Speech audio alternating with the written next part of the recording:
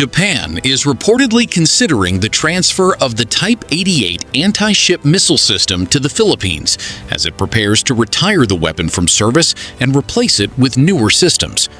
If approved, this would represent one of the most significant military capability transfers ever made by Japan to a foreign nation and could become the first export of a fully indigenous Japanese standalone missile system. Developed by Japanese defense industries and deployed by the Japan Ground Self-Defense Force, the missile became one of the country's primary land-based anti-ship systems. The missile was specifically designed to protect Japan's islands and coastal areas from hostile naval incursions. Mounted on mobile launch vehicles, the Type 88 can rapidly relocate and establish firing positions along coastlines, making it difficult for enemy forces to detect and target. For decades, the Type 88 has formed a critical part of Japan's layered maritime defense network. Although it is considered an older system by modern standards, it remains a highly capable anti-ship weapon, capable of threatening surface combatants operating near contested maritime zones. For the Philippines, the relevance of such a capability is immediately obvious. According to the Defense Secretary, "I saw the Type 88 and where it was deployed. It is viable. But if there are better options, let's see.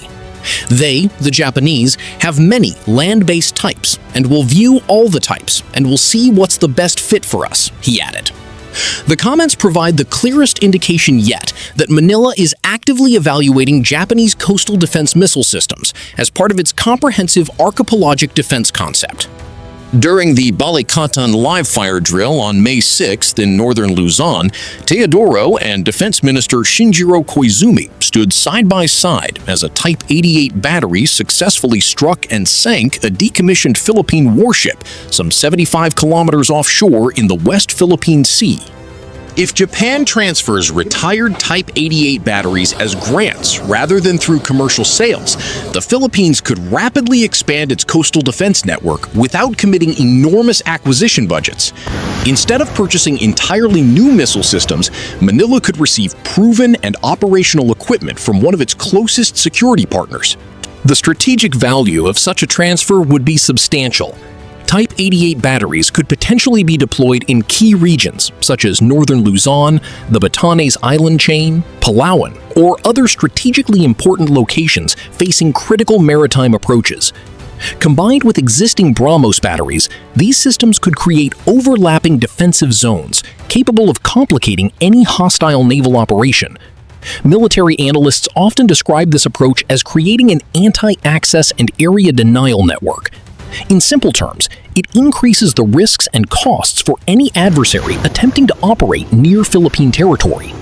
The more missile batteries that can be dispersed across multiple islands, the more difficult it becomes for an opponent to neutralize them during a conflict. Yet the story does not end with the Type 88. Philippine defense officials have indicated that they are also open to considering more advanced Japanese missile systems. Among the possibilities are the Type 12 and the newer Type 25 anti-ship missile systems. The Type 12 was developed as a successor to the Type 88 and incorporates numerous technological improvements. It offers enhanced targeting capabilities, improved guidance systems, and greater operational flexibility. More importantly, later versions of the Type 12 reportedly possess significantly extended range capabilities compared to earlier Japanese anti-ship missiles. This makes the Type 12 an attractive option for countries seeking long-range coastal defense capabilities. However, questions remain regarding production priorities and export availability as Japan continues modernizing its own missile forces.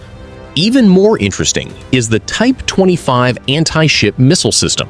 Tokyo is actively replacing older Type 88 batteries with the new Type 25, making it one of Japan's newest coastal defense weapons currently entering service. The Type 25 represents the next generation of Japanese anti-ship missile technology. Because the Type 25 remains a frontline capability for Japan's own defense requirements, many observers believe Tokyo would be more willing to sell the system rather than provide it as military aid. For the armed forces of the Philippines, the opportunity is clear. Receiving Type 88 missile batteries could accelerate the development of a multi-layered coastal defense network while preserving resources for other modernization priorities. As the country's comprehensive archipelagic defense concept continues to take shape, coastal defense missiles are becoming one of the most important components of national security planning. The combination of mobile missile batteries, modern surveillance systems, naval assets, and air power creates a more resilient defense posture across the archipelago. And with Japan increasingly willing to share advanced defense technologies, new opportunities may continue to emerge in the years ahead. If you found this video informative, don't forget to like, share, and subscribe for more updates on Philippine defense and modernization. Thank you for watching. See you in the next video.